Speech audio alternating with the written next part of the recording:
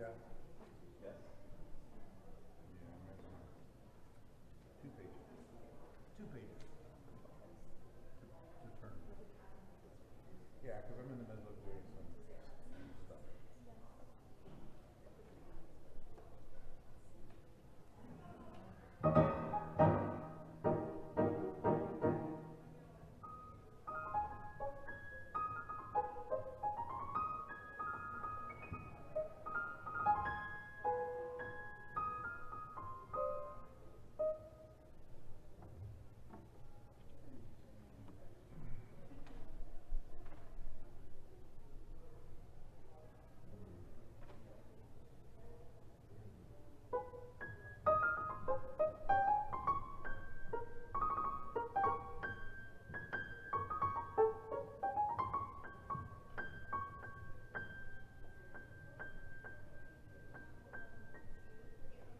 That's just a tuning. That's just a tuning. I'll try to play more tune.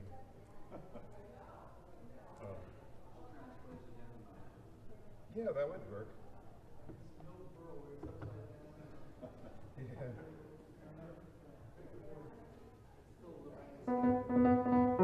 I know, right?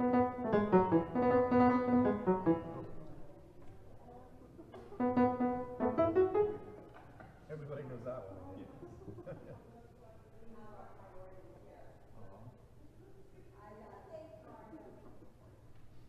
Huh?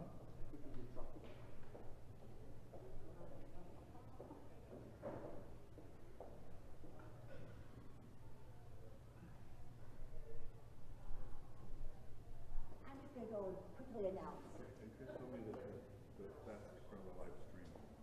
Oh, that's right.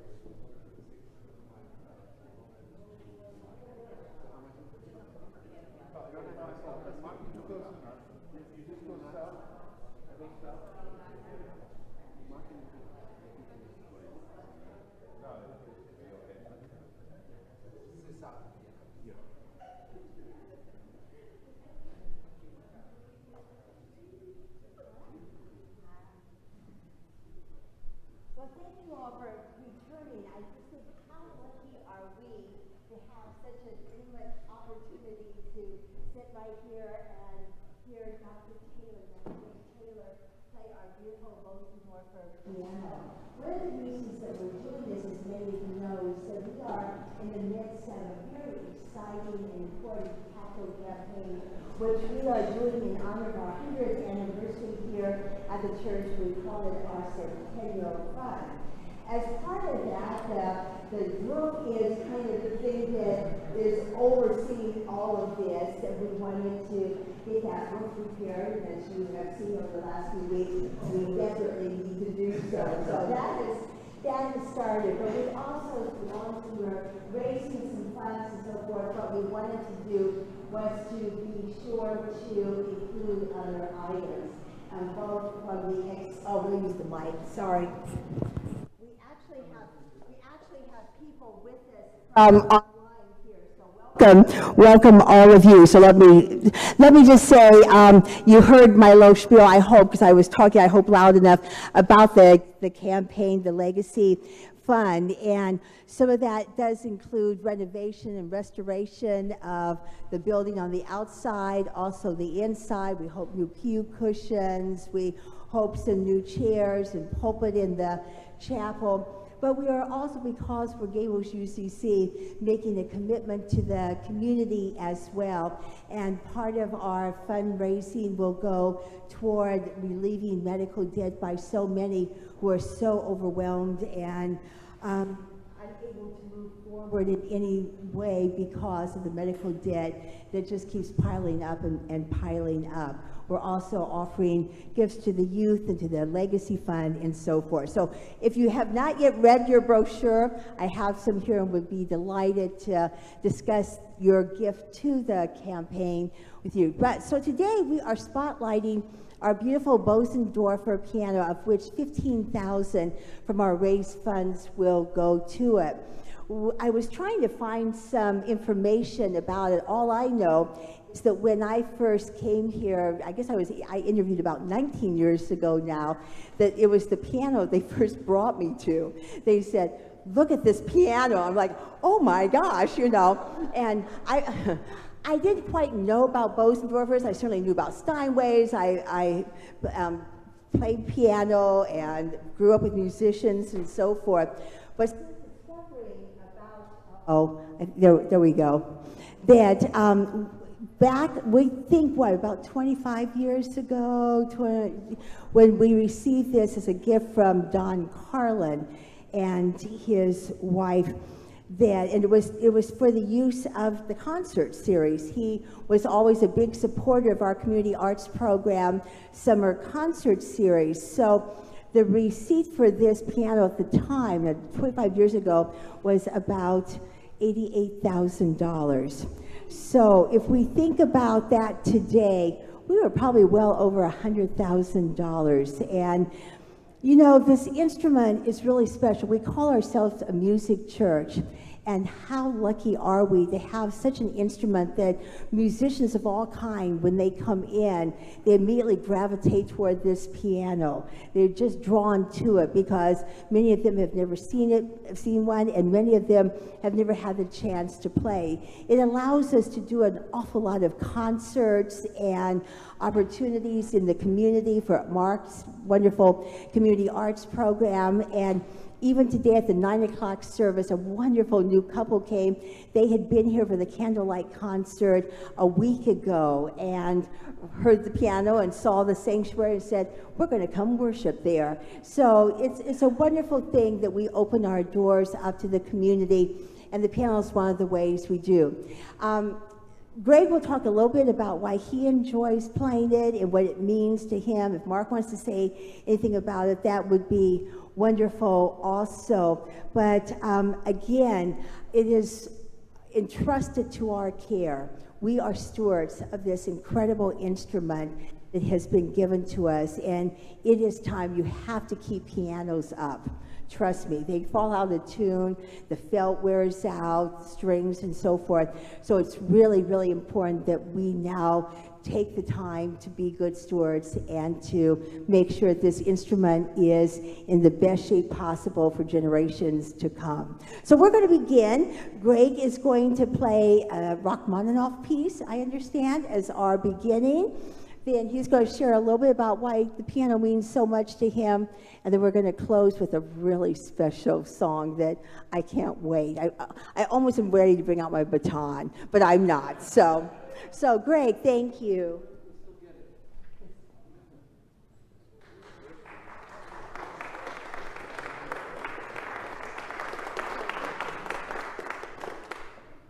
This is the Rachmaninoff Prelude in B minor. Sorry, you see number 10. And I play a lot of all of them. I chose this one because it shows the orchestral capabilities of the piano, which is one of the things I'll talk about. This is a very orchestral piece.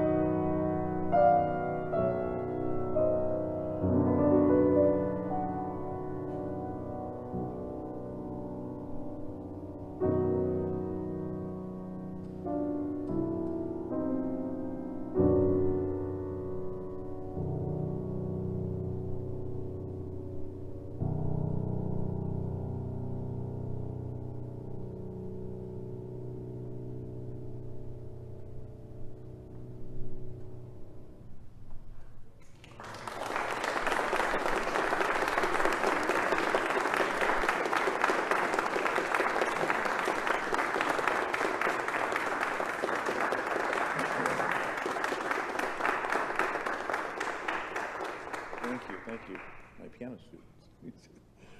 That's one of my favorite preludes, of course.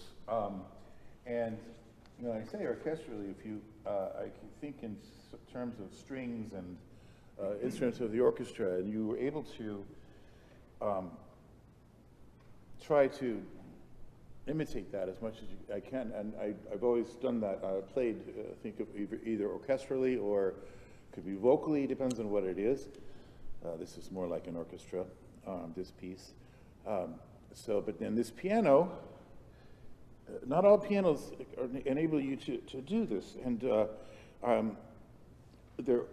this is one of the only pianos that I've ever played on that gives me everything I need. Everything is at my disposal. The only other piano that I've ever played on that comes close is a Hamburg Steinway. Not an American Steinway, but a Hamburg Steinway. And I've been playing for quite a long time, since I was 11 or so. Microphone. Now, everybody at home can hear that. I love the piano.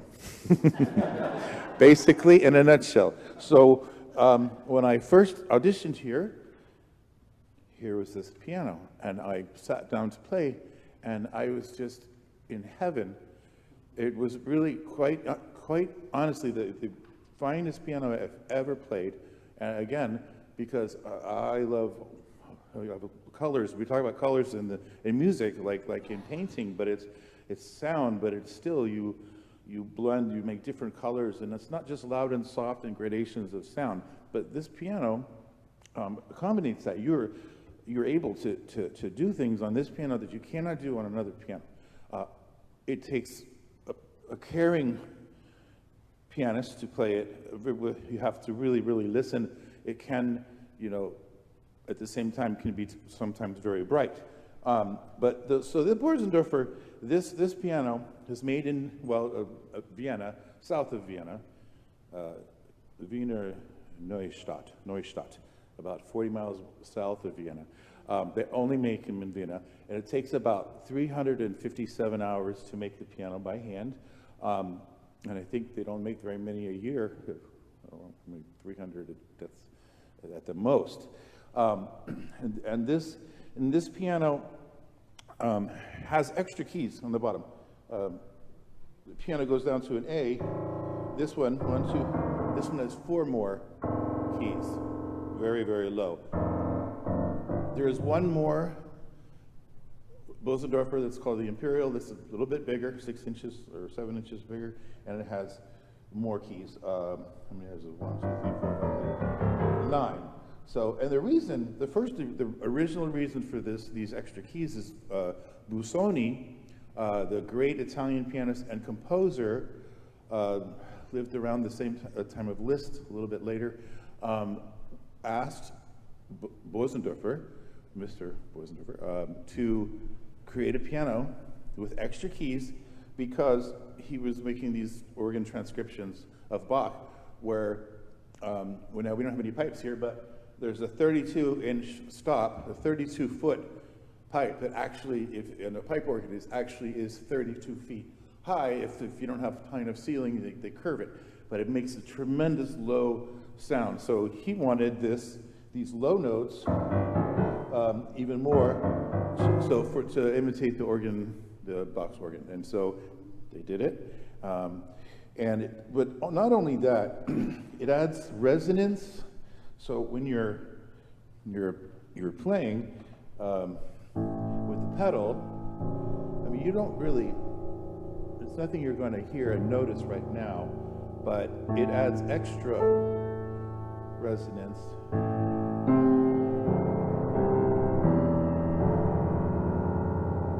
So they're ringing down there. So like if I just hold them down, they're ringing. It's just extra cushion for the sound, and it's really amazing. And another thing that I mean, I keep talking about colors, right? It's just the gradations of sound.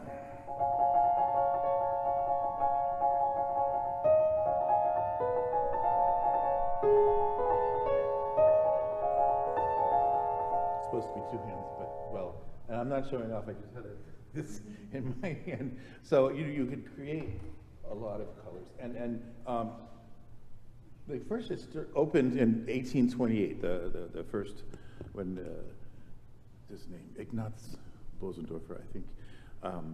Oh, and by the way, Garrick Olson, the great American pianist, Garrick Olson, calls this piano the Rolls Royce of pianos. And this is you know, I just looked that up because I think of that. This is what I think of this piano as the Rolls Royce, and he said it first, but it's true. And just like if you have an instrument like this, you need to really take care of it. I mean, it's as you said, it takes 357 hours to make, okay? And now they cost, I think, about 250,000. This one here, I believe, and up. They can go up higher. So, if you have a Rolls Royce, you want to maintain that incredible car, which I've never even been in one, but I imagine that it's like being in your living room. I don't know. I mean, so, and if you think of it that way, this piano needs tender loving care. And it's not just about tuning. Tuning is necessary, of course. Voicing, the hammers, the felts. But over the years, how many years has this been here? What we just said that? We kind of, more than 20? So the hammers over the years, you're playing, and they get harder. They get harder because they're hitting the strings, and then it needs. The first thing to do is to pick at it and make them softer. But eventually they need replacing. The strings need replacing because they're old and maybe a little brittle. I don't know. So that's one of a couple of the things that is necessary, because I do know that in the beginning, when I first played it, this was just a miracle.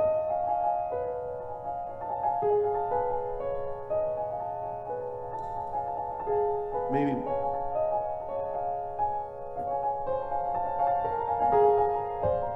one of the hardest things to play on the piano, just this. But if you have a piano friend like the Bosendorfer, it helps you.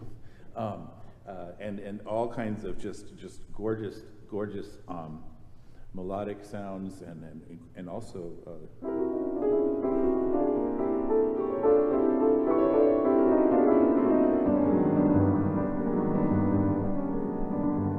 that's Debussy. Another example of this is, I love the soft, and of course the huge, the bigness. Well, you'll hear it in the Horowitz. So, what else have I thought of to say? Yes, I love this piano. It is my favorite piano. I've played in Europe. I've played in piano competitions, the Busoni piano competition, and the pianos weren't this good. I would have been helped a lot if it were, but even the Steinway didn't even come close to this. That was on that stage, but yeah, again, the Hamburg Steinway, the one that's made in Hamburg, Germany, is the only one that has the same kind of colors. Now, I'm not saying that all the Steinways are bad, but they are. This piano. And when I first got here, so it does need work. Now it's totally responsive anymore. I really have to work harder. Usually it would have been just, but the.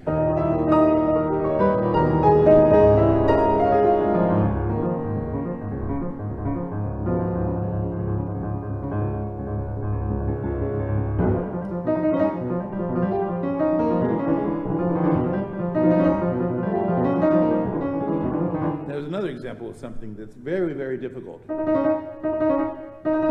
Some pianos that just isn't going to come out, and my friend here helps me, so it just came out easily, very easily. The repeated notes, all the different kind of techniques that that are available. This piano helps you, helps me, and I love it.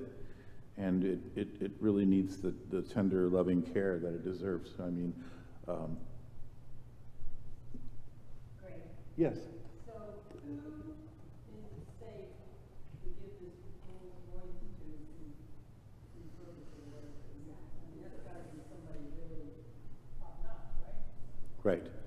You want to say a little something about that, or because you know the you want to? Okay. Yeah. About speaking of which, that's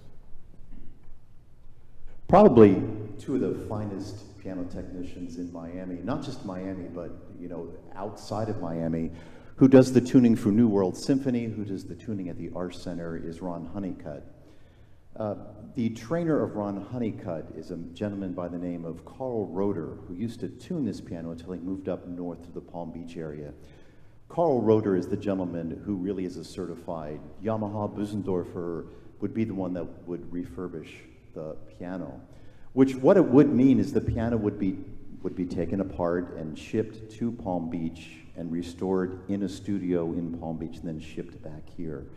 But I can't think of anyone, not just me, but anyone far above me in Miami that would recommend anyone to refurbish a piano of any means, let alone Bosendorfer, would be Carl Roeder.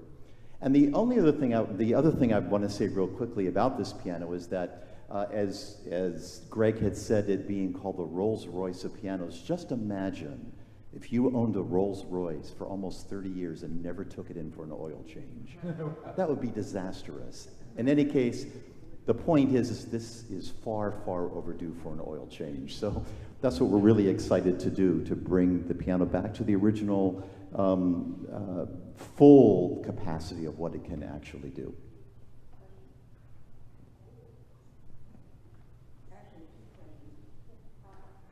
What happened during the flood that we had, the rain, and also is this piano insured? yes. It is insured. Yes. The question was what happened. So we have the what happened with the flood? Well, I was in tears when I heard about it. I was practicing over in the chapel, oblivious to everything, and Pastor Megan walked in barefoot, and she told me, "Come over here." And so it was not directly affected. So it had a little bit of moisture on it, a little bit of rain, I believe, and immediately Mark was here, wiped it off, closed it, put a tarp on, I believe, and it was. I was beside myself. Tears come to my eyes just thinking about it. But it's okay. And I told the one people that were cleaning, I said, please, I had to give him instructions because the soundboard underneath the piano is the heart of the piano, and please don't, you clean up very carefully, don't splash a thing on it, and the water did not come up to the pedals. It was underneath. And so they were okay. And again, they immediately focused over here on the piano first to get it, everything dry.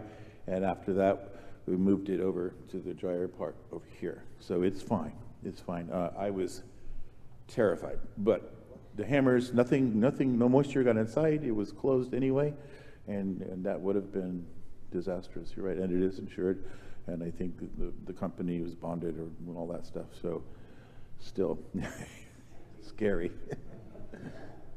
Another question about Bosendorfer. As the Rolls Royce, there's obviously a design that makes it such a quality product. But what do you think gives it the color? I mean, obviously it's more than just the action, but there's something about those pianos that really stand out. So, well, your knowledge of pianos, what is it that makes Bosendorfer special? Well, that's kind of a secret mystery, not from me. I'm not keeping a secret, but like what makes the Stradivarius a Stradivarius? Nobody really knows. It's some kind of a magic. I mean, the wood here, also the wood, the soundboard, the way they construct it, the strings, I mean, everything goes into it, especially the soundboard and the action, or the felts of the hammers and the way they're made by hand. But again, you know, Stradivarius they can go for like 14 million, and why? I don't think it's really been explained about what magic he had and what kind of, the wood obviously is the main thing, different kinds of wood. What makes New York pizza so good? It's the water. We can explain that, but, right? It's the contamination in the water. I don't know, sorry. Yes? Well, do we know that? I don't have the answer to that. Not that old. It's not that old for sure. I know we got it like 25 years Yeah. ago, but it was with a private person before, so, but we don't know how long. I mean, they don't say there's no. You can probably look up the serial number. I'm sure you could. We could find out, but I don't know, and I know it's not that old. I had a Steinway that was 100 years old, and you could kind of tell, but it was refurbished, but this one is not refurbished. Yes? I would like to add some information about the name, and it also ties in with Laurie's sermon today. Sounds like you're going to need this. Because böse means, it's just the opposite of nice. It means evil. And Dorf means village, so it's a person, an evil person from a village. But I don't think this person who created this and made this is evil, so just the opposite. So sometimes family names come out of all sorts of different reasons. So A deal with somebody? I don't think so, no. But I just wanted to point it out because, you know, things like that will keep in our memory. So böse means evil, but like this is a very nice piano, right? And it's your friend, right? It's a good piano. Awesome piano.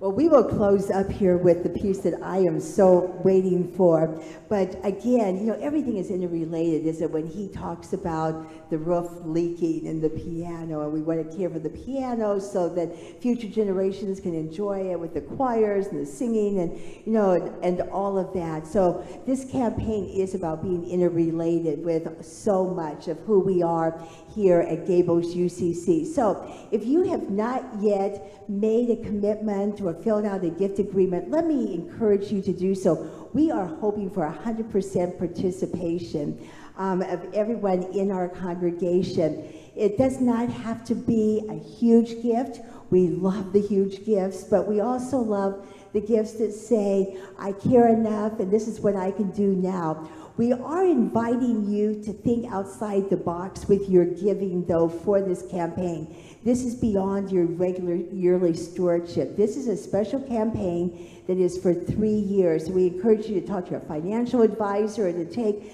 a good look at your own finances and perfectly thoughtfully consider what you might be able to do for us, whether it's through stocks or other ways of giving, annuities and so forth. And to pause, what could I do over the next 3 years to take care of the roof, the piano, the pew cushions, our youth, our legacy fund, to help people in our community who are overwhelmed by medical debt, the stucco, so much more. So again, I would be so honored to talk with you about your gift and this campaign. And there are gift agreements and brochures on the front pew here if you have not yet received one. So, you ready for the grand finale? Yeah. I am too. Here we go.